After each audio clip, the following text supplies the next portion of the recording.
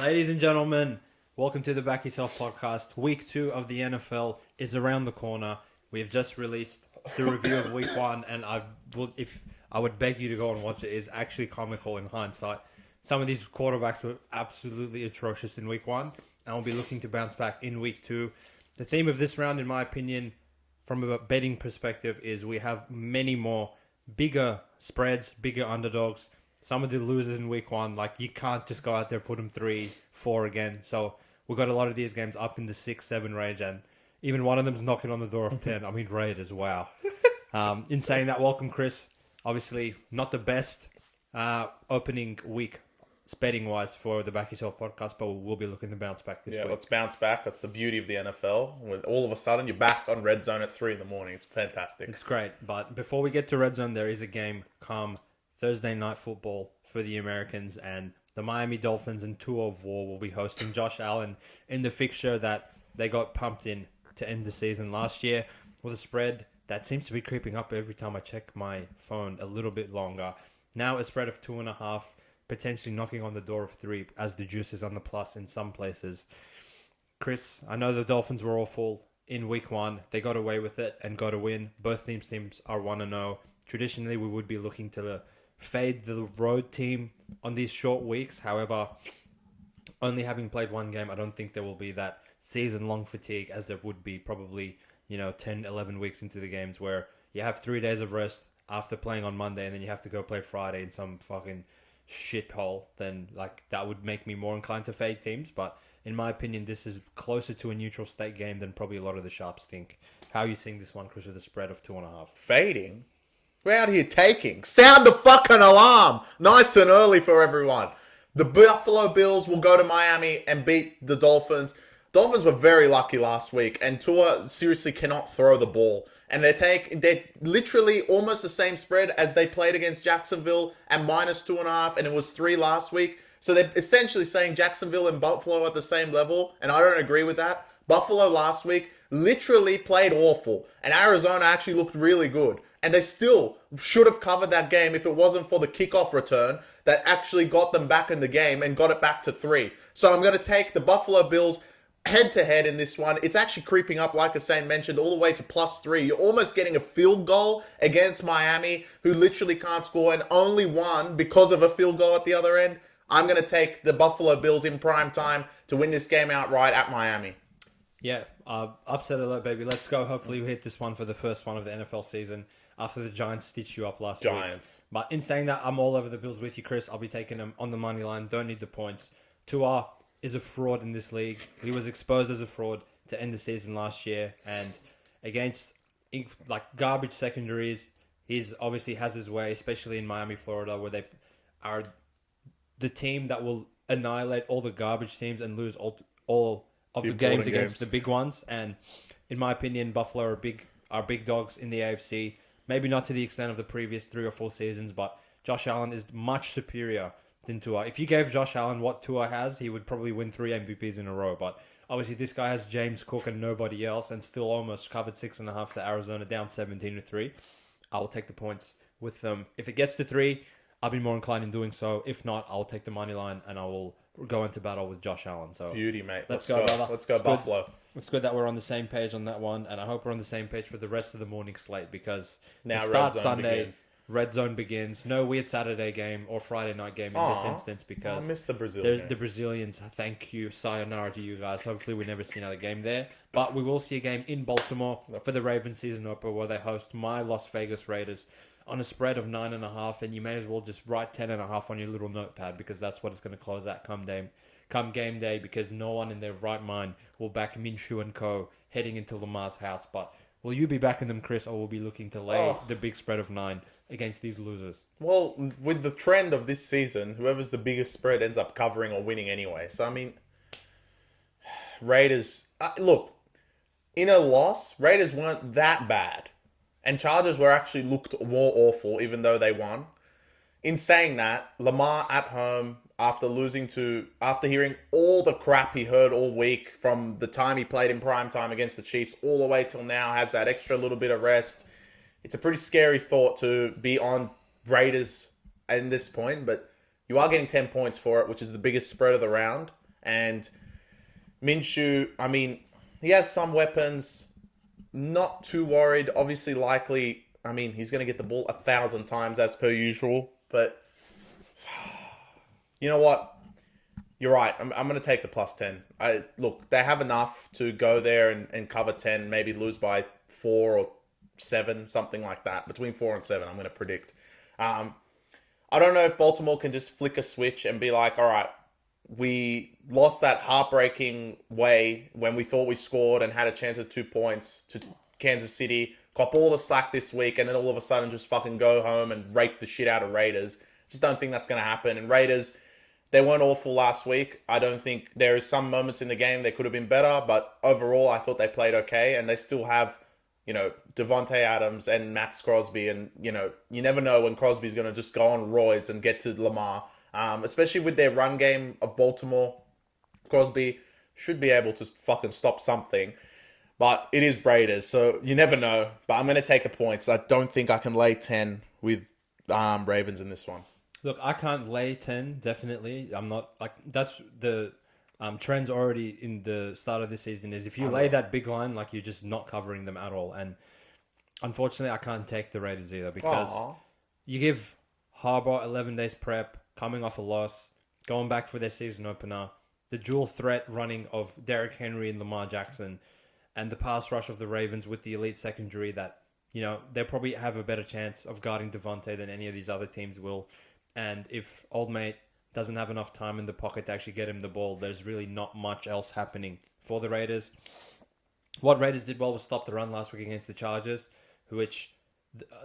funnily enough, his brother actually probably called them 100,000 running plays, and until Minshew pegged the ball backwards, it actually looked like Raiders were pretty much ready to be stopping that as far as that goes, but I just think it's a bad spot for the Raiders, and I know the spread's probably too high, but I don't want to take 9.5 and watch them lose by 10 on a stupid fumble at the end of the game where they're trying to backdoor cover, but they just don't. It'll get to 10, mate. Don't you worry. I don't want to take 10 either. Raiders suck ass. I like Raiders. In my opinion, but who sucks bigger ass? Let's get to them. Oh, and God. You could make a case for either of these two teams of being absolutely awful. And unfortunately, I say this with great regret, but the week 2 NFL lock of the week, unfortunately, is the Carolina Panthers plus 6.5. I understand that they are the worst team in the league, and I will not be making a case for them. Instead, I'll be making a case opposing the Los Angeles Chargers, who were the worst team of a victorious team come last week, and literally started the game 0 for 8 on third down,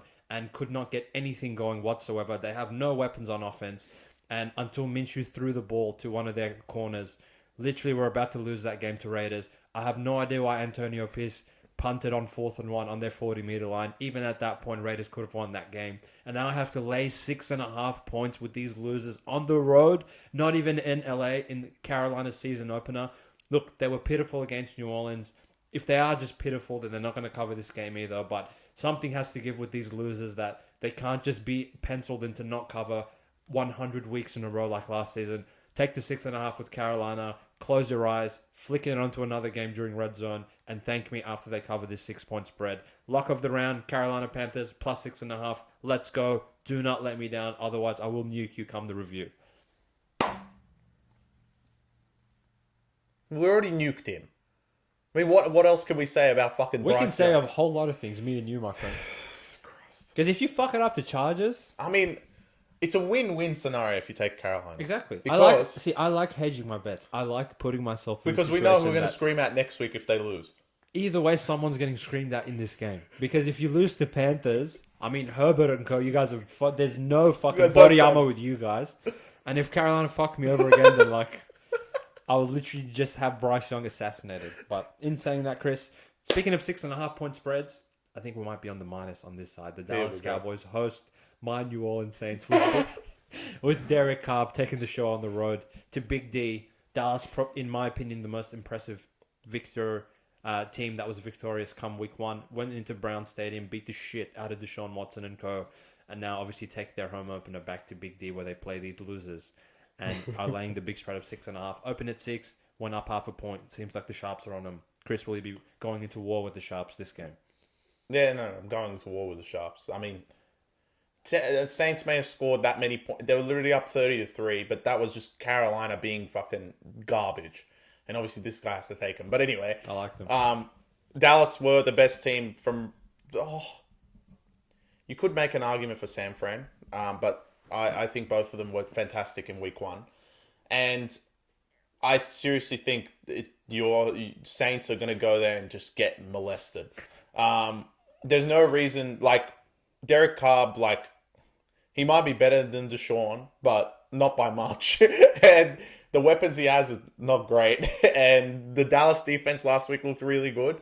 Obviously, Deshaun had an absolute shocker. But, I still think Derek Carr going on the road, Deshaun was at home. Now you got to go to Jerry World? Yeah, I don't know about that. I think this line should be closer to 9. Wow, you would give the Saints almost 10 points. Yeah. The Saints... don't even, in my opinion, don't even show up. Don't even go. Week 2. You won last week. Go 1-1. Just don't worry about it. I truly think they're going to go there and get killed. I truly can't lay 6.5 with Dallas. Why? I think They just covered 60. I know they did, but Deshaun Watson's not even a human being, in my opinion. And so Derek Carr's going to save them. This is my theory on the Saints, Chris. I can't take 6 with those idiots because they're going to bound to fuck it up at some point. And the world keeps beating the drum for them. Everyone knows they're shit. Yeah. And everyone's beating the drum that they're shit. And I feel like they're going to be that annoying team that just hangs around and covers a lot to start the season for no reason. No. It is a big spread.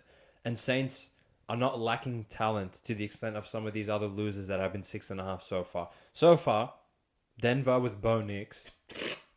You're already laughing. Patriots with fuck off Jacoby Brissett. My boy. Now Raiders with literally no players. They're the only ones that have been above that field goal mark. No, it's Arizona. Arizona, who, again, they probably shouldn't have covered either. But they were They actually have talent, though. Yeah, exactly right. But I don't think Saints, their roster is that bad. They still have Cam Jordan. They still have DeMario Davis. Derek Carr is no Deshaun Watson. He's competent to some extent. Yeah, he's okay. Chris Olave, Alvin Kamara. That's enough to go and not just get absolutely bent over in week 2. Where Saints start fucking it up is when they're -1, -2. I just don't think they can score. Well, if you think that, then this is a prime fucking spot I for don't Dallas. think, I'm not, for Dallas to just go. I'm not scared of taking Dallas now is not like I'm scared of fucking Dak and co. Because that's an idiot. When you need him most, he's a retard. But I'm scared that Saints won't be able to fuck score. it up. Yeah, that's fine. If you think that, then the other last week was that Bryce Young just kept giving him the ball. I mean, Dak banged the table. Hopefully he doesn't do that, which he won't. He's not as bad as Bryce Young. But just giving him the ball is different to, all right, get yourselves out from the 10-yard line with Micah Parsons, Diggs, and what's his name? Who's the other corner? The guy who kept getting picks last week. Duron. I love playing. And the whole front of Dallas, I just think it's going to be a different case. So good luck, Saints. Fair enough, mate. I'll probably skip this one. I can't be bothered losing to Dallas after what they did to me. And watching Carr go out there and have a party. That would comedy. What I will be laying, similar line, similar story. Here we go. It's going to be a different result. My Detroit Lions, my Super Bowl pick, and to go beat the dog piss out of Tampa Bay. And Tampa Bay, now all of a sudden, after being reluctant to lay 3 with them against fucking Washington, now everyone thinks they're good because they beat these losers. But Tampa Bay's going to go be exposed, similar to how they were in the playoffs last week. As a good team, they're not a great team. 7 seems sharp, and you feel like you're getting the best of the line. But Detroit's just going to go rush for 1 billion yards, throw for 1 gazillion yards, and Aiden Hutchinson's going to beat the dog piss out of Baker to put an end to his show. That where he threw for 300 yards and had a passer rating of 100 million. Unfortunately, the Tampa Bay Buccaneers, in my opinion, are not going to cover the 7. They're going to go and get smashed by the Detroit Lions. And that's the end of that. We're on opposites again. Bam, bow. I'm going to take my Tampa Bay Buccaneers yet again, +7. You said the most talented team going that is this big of a line is Saints. I disagree. I think it's Tampa.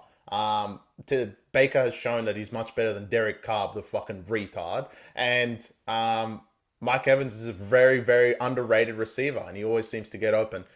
Detroit, they may have won last week, but there was no reason that they let Rams back in the game. So there is still question marks on how they actually play. And they actually only beat them in overtime. They may have covered the 4, but really they only beat them in overtime. Tampa, on the other end, they actually played a competent Washington, who out of all the rookies, Jaden Daniels actually probably played the best, and on a losing team that lost by like 20 points. So overall, Tampa to play him and still actually played pretty good and only concede less than 20 points when Detroit at the other end conceded 20 to Rams and Puka Nacua went down as well. I'm getting 7 points for that. I'm definitely taking the Tampa Buccaneers in this one, and I hope it stays at 7 when it comes to closing time. Maybe 7.5 with everyone taking Detroit, but I still think the right side is the Tampa Bay. May the best man win, mate. May the best man win. But I hope you follow me into battle in this one. My Cleveland Browns are 3-point underdogs. Here we go. There's pushback. It was 3.5 at open, and all the sharps are all over the Browns. I'm sick of the Browns, and I'm not taking them in any capacity. I'll take Jacksonville, who outplayed the Miami Dolphins in all facets of the game, and unfortunately just got fucked over by ETN's fumble. There was no reason for them to lose that game, and they lost due to their own mishaps. I think they can get the show back on the road, tighten up in the areas that they didn't do well, and there's just no situation where I want Deshaun Watson with under getting 7.5 points, or they need to be in Cleveland where I know Myles Garrett and Co can just beat the shit out of like an incompetent quarterback. If it's Deshaun Watson versus a pretty good team and a pretty good quarterback that's projected to win 9 or 10 games, I need more than 3 with these losers. I'm good. And Cleveland didn't even show the ability to run the ball last week. They're still missing offensive linemen. They're still missing Nick Chubb, which probably 3 or 4 weeks from now, they can rely on that a little bit more offensively. But right now, Miami's offensive line is 10 times better than these losers won, as currently constructed. And Jacksonville showed that they can get pressure with 4 in that circumstance. So you're going to get Deshaun with pressure, without much of a running game in that environment, and you're only getting 3 points flat with him. I'll take Jacksonville. I'm not taking these losers. I'm good. I'm going to skip. Because if Cleveland go there and lose by 1 or something stupid, I swear I'll break the Scout's neck. Because I just have a weird feeling that Trevor's going to end up in a coma, isn't he? And I'm a little bit scared of Myles Garrett and all the backlash that Deshaun got. I'm not scared of Deshaun at the end of the day, but I don't think they're going to quit on him. That's the problem. Like, they've quit on this guy. You think they have, but I don't think they have. And Jacksonville, look, they just find a way not to fucking win, do they? And they might win this game by exactly 3, or they win this game by 1, and you, in that situation, take the points. I can't see Jacksonville blowing this team out because it's just Jacksonville. They're just that type of team to keep the game close. I feel like this stupid game is going to be on red zone every fucking 2 seconds, either because of defensive purposes or Dishkow starts sending it. I mean, and I cannot be there sitting infuriated after Amari Cooper goes for a 70-yard touchdown. I'm good. Skip. Well, you might see another 70-yard touchdown through the arm of Anthony Richardson of War. God. At Lambeau Field. The Richardson and co laying 3.5 on the road to Matt LaFleur's Green Bay Packers. Unfortunately, Jordan Love will not be suiting up. His mate, Malik Willis, is going to run out there, which sounds god-awful, but that's accounted for in the spread. You're getting 3.5 points with Green Bay. Do they have enough, Chris, to cover the 3 and potentially spring an upset to the Colts? Or are the Colts just going to run all over them because these cunts can't score? Well, they have a chance. I'm leaning +3. It was +5, and then it came back to +3. So I assume sharp or maybe casual money jumped on. Maybe blunt money. But I can see why Colts are 3-point favorites or 3.5-point favorites. Anthony Richardson was great last week, but can you send the ball like he did when you have the secondary of what Green Bay have, which is not hampered? And I don't know if you can. And Texans last week, we called out their defense because, Anthony Richardson only completed 9 passes for 200 yards. And I just don't think that's going to happen against Green Bay. Now, the other problem is, can Green Bay score? Which is pretty hard for me to say because I don't know. Gun to my head, and if I had to take someone, I'd take Green Bay +3. Colts are decent, but I just don't think they're not going to be able to run the ball through Jonathan Taylor because the Green Bay front's pretty good. And sending it long to Pittman, we saw last week with Hurts, if you peg the ball long, most likely they're going to pick you off. And Green Bay haven't really lost too many back there. And the only thing you could say to take Colts -3 on the road, which there's no reason to, but if you were, is that they're coming back from Brazil tired. But I just don't think that's going to happen. I think Green Bay know that Love's down, and maybe a bit of hope is that he's only down for 4 to 6 weeks, which means he's coming back, and they're not going to quit on the season. So I think they're going to go home and maybe win this game outright. I think they're going to win outright as well. This was my second closest for lock of the week, in my opinion. The Colts and Anthony Richardson in his 5th NFL start with Shane Steichen. Yes, he's a great offensive mind, but I don't want to go and confidently lay -3.5 on the road with these guys, which genuinely they should have lost last week by probably more than 2 in the end. Some backdoor magic, some great plays from Anthony Richardson, which, you know, as you said, Chris, they don't have Tyreek Hill or fucking Jamar Chase or Justin Jefferson that they can go against that Green Bay front and the Green Bay secondary, and Anthony Richardson can close his eyes and just peg the ball 60 yards. With Jair Alexander back there, I think the Green Bay D is probably what I would lean towards my rationale of taking them +3.5. In the event that Colts win by a field goal, you're on the right side of the hook in Lambeau, where there's still good offensive scheme from Matt LaFleur, who's extremely profitable against the spread, particularly in September. And yes, it's not ideal coming back from Brazil, but they do have that extra 3-4 days rest. Well, 2 days extra rest, sorry, because they didn't play on opening night technically, but I don't think it's too big of a deal because it's not like they're coming back all the way from London like Jacksonville seems to have to fucking do every year. Brazil's a bit of a shorter flight, and from that point forward, I actually think they're going to go beat the Colts outright, and I'll take the 3.5 in the case that Malik Willis just really fucks us over, but I think they can stay within 3 to end this game, and I'm pretty confident in that one. Agreed. Now, one of the probably biggest underdogs in the team that won starting the season is your Minnesota Vikings with Sam Darnold of war. Will he go and complete 25 straight passes against the San Francisco 49ers, Chris? That's the real question. But I'm obviously going to answer that and say fuck no. They're going to get killed. But in saying that, can you really lay 6 with San Francisco in Minnesota? Oh, yeah. These cunts. No way. I'm good, bro. One more week with this. Like, I know we said in the pod review that Dallas were the most impressive. I don't think we actually looked at how impressive San Fran were without McCaffrey. Against a 10 times better defense than fucking Vikings. I'm good. Like, in any situation, I'm not planking +6 in any capacity. If I'm going to take anything, it'll be -6, or I'll skip this game, because taking -6 so early in the season on the road is a little bit annoying. But look, they made the Super Bowl. They looked fantastic last week with all the noise that they had throughout Ayuk and Trent Williams and not having McCaffrey, all that noise, and they still went out there and beat the brakes off fucking Jets. I'm good. I'm happily not going to take Vikings. Sam Darnold is still trash. Just don't care what he did last week against Giants, who are even worse. And that's accounted for in the spread this week. So I'm good. I'll happily take San Fran, if anything. Bow. The Vikings are going to cover this game. Getting 6 points at home. Sam Darnold, he was a 3rd overall pick. As atrocious as he has been in his career so far, now it's his first opportunity with competent players on his offense and a decent offensive line that can actually give him a chance to do anything in this league. And he took it with both hands. The Giants are putrid, but their defensive line and their defense as a whole is actually the highlight of their team. And it's no fluke in my mind that Darnold was able to actually torch them to the extent that he was able to torch them. Now, you're getting 6 points that, yes, San Fran were extremely impressive, and they didn't need C-Mac against the Jets, but at some point you are going to need C-Mac, right? And isn't he playing this week? No, he's out for probably 3 to 4 weeks, was the report. So you have to lay 6 without C-Mac to a team that actually looked really, really good in week 1, and this actually, in my opinion, should be 4.5 or 5, but it was 6 because San Fran, coming off a massive primetime win against a public team in Aaron Rodgers and the Jets, everyone would have had their eyes on it. Everyone would have had their eyes that San Francisco played perfect football from the first quarter to the last, made no mistakes on offense whatsoever.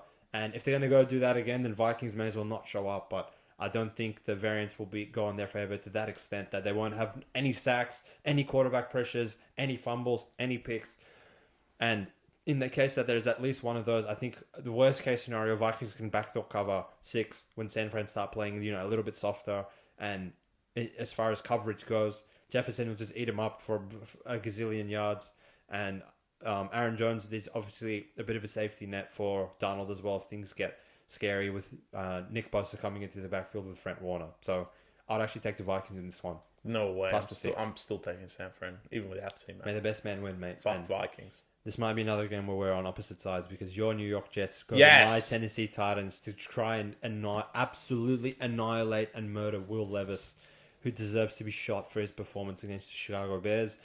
The Bears, we'll get to them. My God, they were awful as well. However, the New York Jets are laying 3.5 on the road after getting, I would say, embarrassed against the 49ers, Chris. And obviously I called them out in the review because their defense was pitiful in my opinion. But it's one thing to go from Shanahan and Purdy's offense to now go play Will Levis with no players around him. So I'm going to say we're probably not going to be on the same side. I would lay 3.5 in this one. I think Tennessee's something new. Oh, well, at least we agree. We're going to be on the same side. Fuck Tennessee. 3.5, is that it? Yeah. I mean, I know that they got pumped, but it's Tennessee.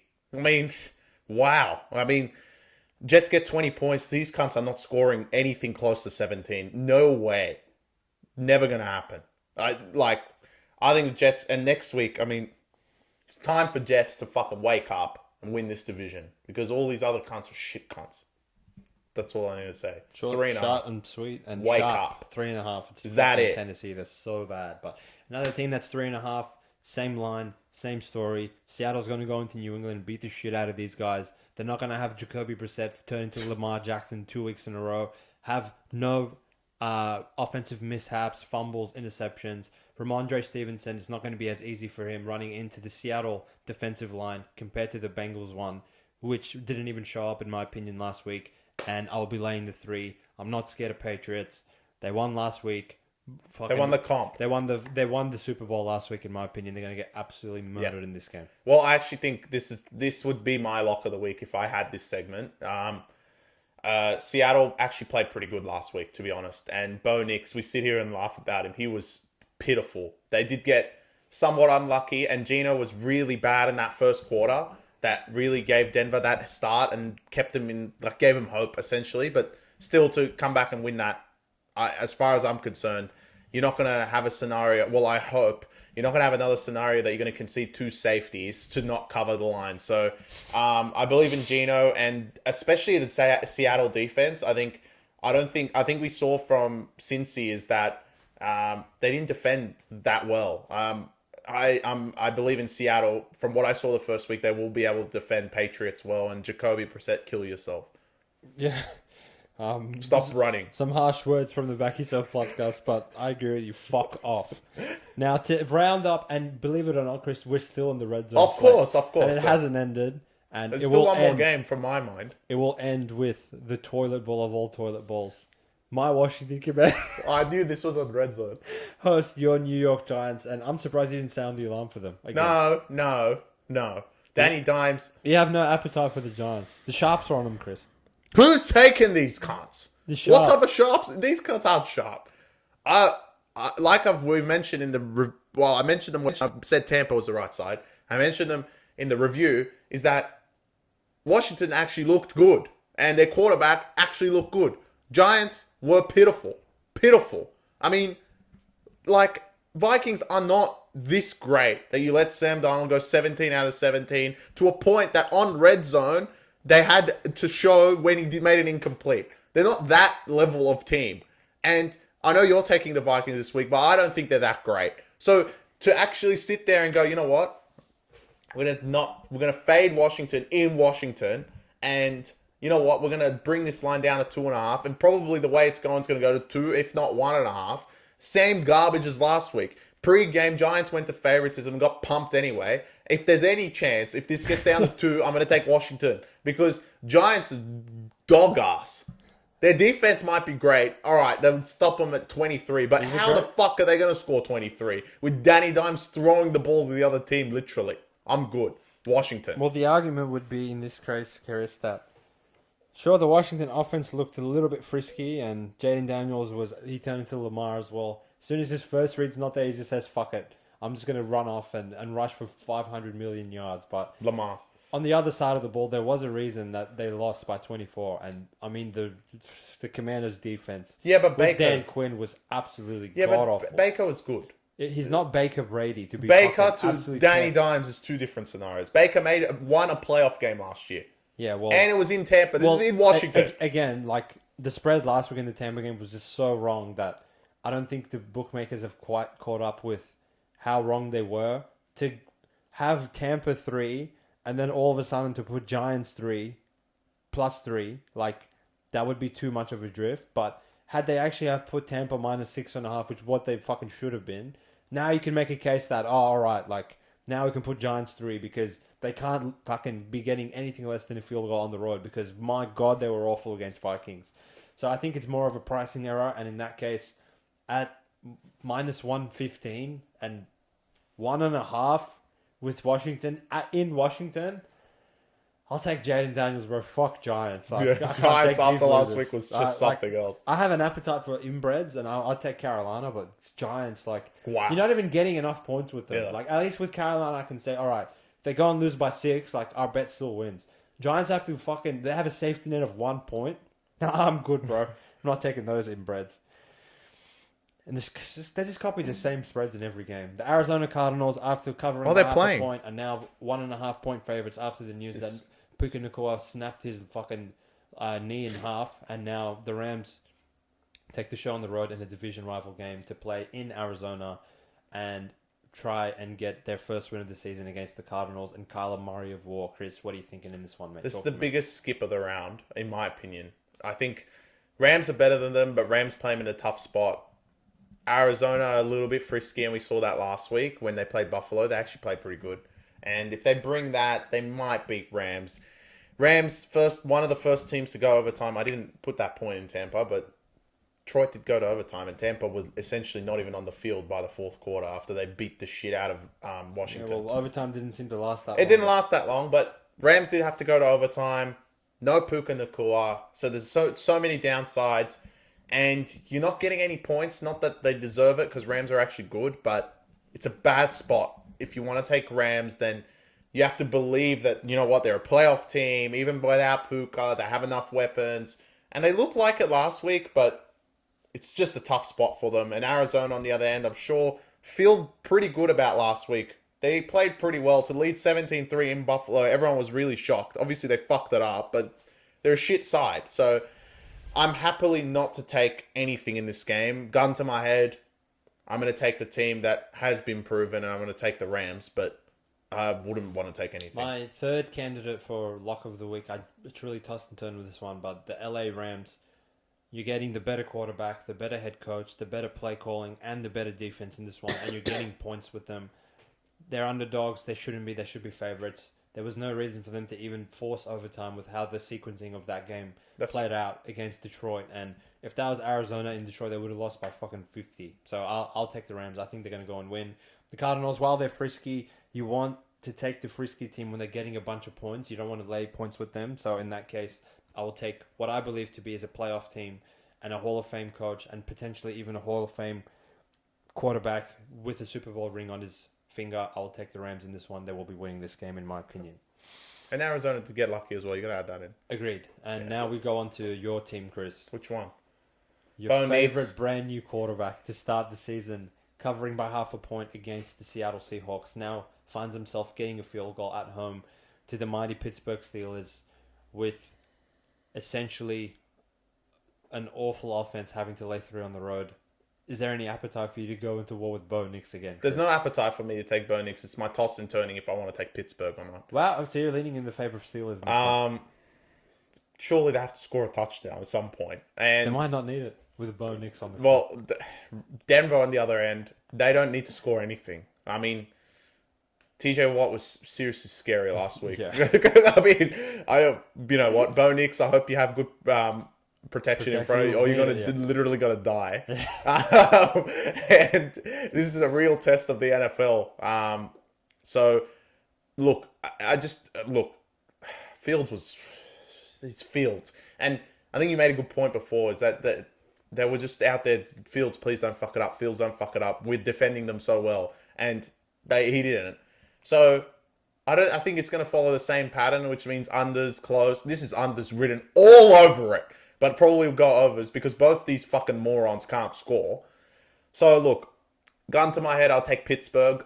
I think I'll trust their defense more, but the thought of Pittsburgh starting 2-0 is pretty insane as the rest of the division stumble and bumble their way to even get one win. And the next team, which is also at 6:30, might not even have one win come this point and be 2 points behind Pittsburgh of all teams when in the running. And you also said Cleveland, they might be 2 wins behind Pittsburgh. That's a lot. So, and I think there's so many stats around how Steelers are in a favorite scenario and don't ever cover. This year might be different because they're playing fucking Denver and they're so bad. Denver are really bad. And Bo Nix, I mean, I hope you have some protection because this guy's on another level. If the books offered you -2.5 with Steelers, Chris, would you take I'll take Steelers. Yeah. So you don't want to lay the field goal because, look, in my opinion, the Steelers opening on the East Coast in Atlanta, now having to travel all the way back to the West Coast and play their second game on the road in the Mile High City. Generally, as a rule of thumb, betting the NFL, you don't want to lay points in Mile High early in the season where the altitude is going to be really fucked. The players probably will be quite tired come that second half, but it's fucking Bo Nix, for God's sake. Like, this team was favored to win 4 or 5 games in the season, and there's really not much in week 1 that suggested to me otherwise they're even going to get 3. And in my opinion, they actually should be getting 3.5, the Steelers. It was 3.5. The Steelers' offense could not be any more garbage. And they still won against a much better team in Atlanta by 8 points much on better their offense. home soil. Much better offense as well. What the fuck is there to suggest that Bo Nix isn't going to leave this game in a coma before TJ Watt gets to him? I really can't take Denver, but there's no reason to take There's no reason. I know the Sharps are all over +3, and analytically, Steelers cover 65% of the spread when they're underdogs of a field goal or more, which they were last week.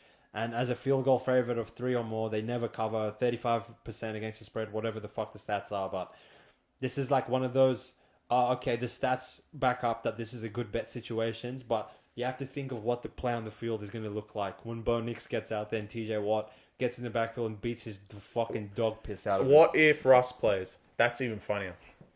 If Russ plays, I'll lay any line you give me with Steelers. Because he's going to go to Sean Payton and shoot and show him how to run an offense, in my opinion. He might go there and cook. That would be the true torture. It might be one of the first times in Denver he's cooked. But he wouldn't be wearing a Denver jersey. And that will truly give me comedy come the later slate once we get done with Red Zone. Isn't there? Obviously in prime time. There's one more on 6:30. We just got to 6:30. There's 2 more. Oh, okay. Actually, no, there's just only one. There's only one. No, I know which game it is. So torture. At 6 a.m. sharp Aussie time, we have the Cardinals and the Rams, and then 20 minutes later we have the Steelers and Bo Nix. And unfortunately, the primetime game of the round, my stupid Cincinnati Bengals go to Arrowhead Stadium to play the Swifties and Mahomes, who are laying 5.5 to 6 points depending on where you look. It looks like the Sharps are all over the Bengals at 6, betting this down to 5. Buying back on the public perception that the Bengals are no longer a good team because they lost to Lamar Jackson last week. Now, is there an appetite, Chris, for you to almost be getting 6.5 points against the defending champions that you would think Joe Burrow can go in there and stay within the number and potentially cause an outright victory in this fixture? Oh, they're not going to win. To lose to Patriots and then beat the defending champs is... It is the sport. That is something new. I think it's even too big of a stretch for me to imagine. I can't even imagine that actually happening. But can I lay -5 with Chiefs who deserve almost were this close to not covering 2 to Ravens? I don't know. But look, I think this is 5. If Bengals beat the shit out of Patriots and you're going to Arrowhead, everyone would take 3 and think it's sharp. So at 5, you have to be like, does that game actually show how good Bengals are? Or is it just like one of those stupid games and, shit happens and stupid shit happens? And I'm thinking the latter. So in that case, it's an easy bet of +5 because you're getting 2.5 more points than you probably deserve than after they lost to Patriots and Chiefs winning. It's a complete adverse, right? So I can understand why as soon as it hits 6, it comes back. As soon as it hits 6, it comes back. Because 6 is like way too much. Way overboard. You're getting an extra field goal because they lost the Patriots. Think of it that way.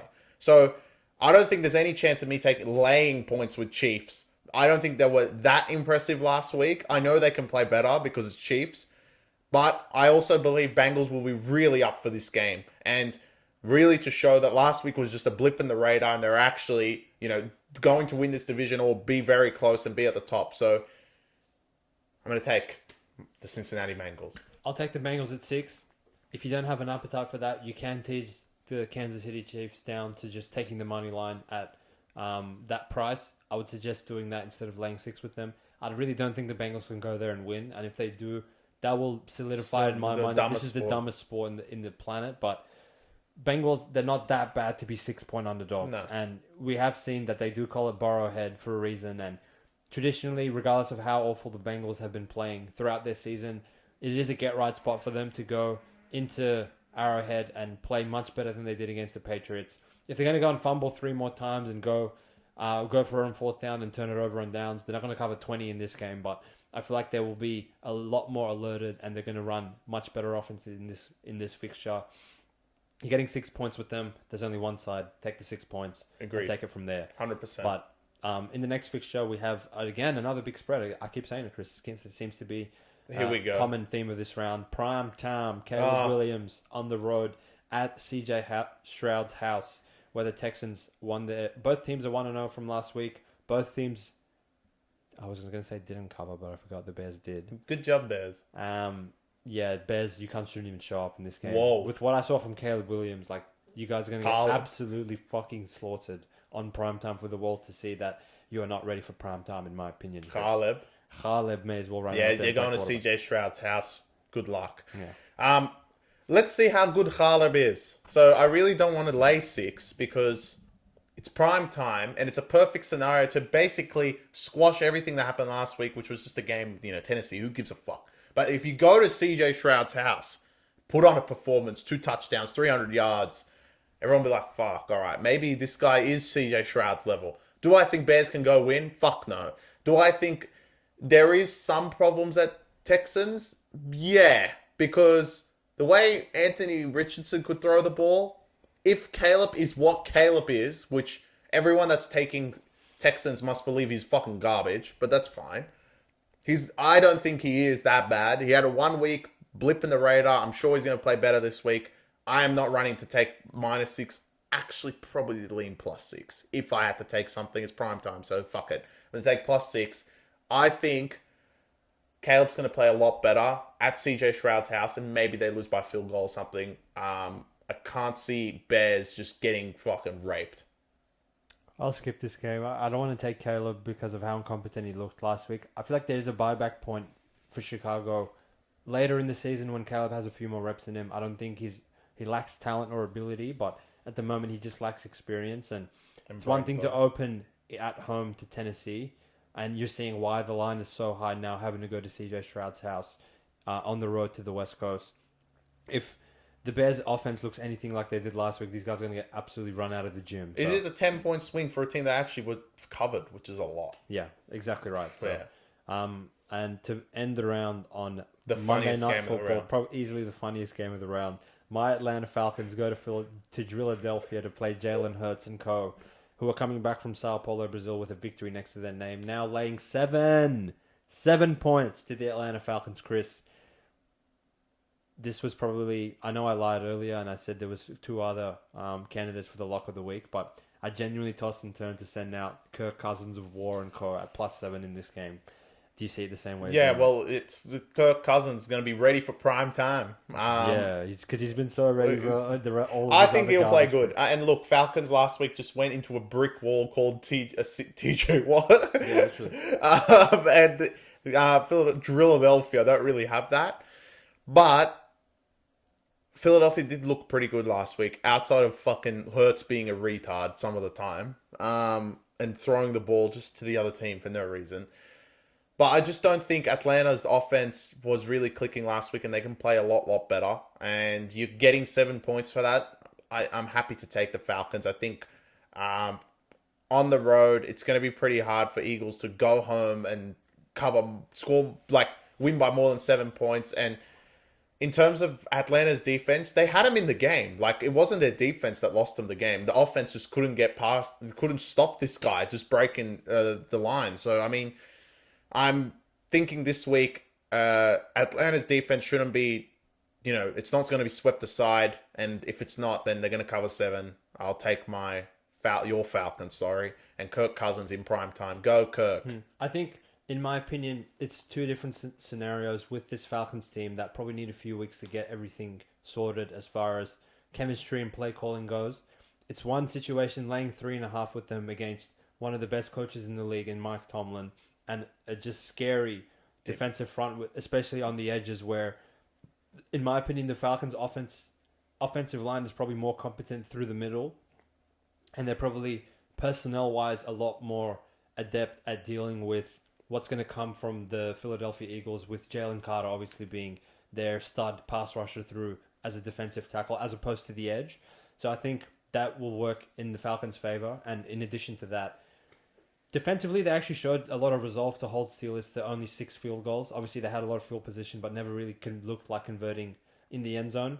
But is that going to be enough to all of a sudden go and hold Saquon and Hurts and AJ Brown to 20 points? Obviously not.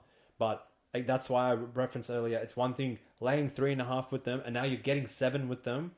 And Philadelphia's defense did not look anything flash in that game where they conceded 28 to Green Bay anyway. It was their offense that bailed them out of trouble. Is the offense so scary that you can just pencil them in to cover 7 points in a primetime game? I would say no. I think the Falcons are the right side, and I'll be taking them plus 7 come the game day. If we can even get 7.5, fantastic. I might have to add another unit or 2 to the stake because I really believe in them. That's fantastic, mate. I agree. Do you think they can go and win? Yeah, they can. Wow, did you see it?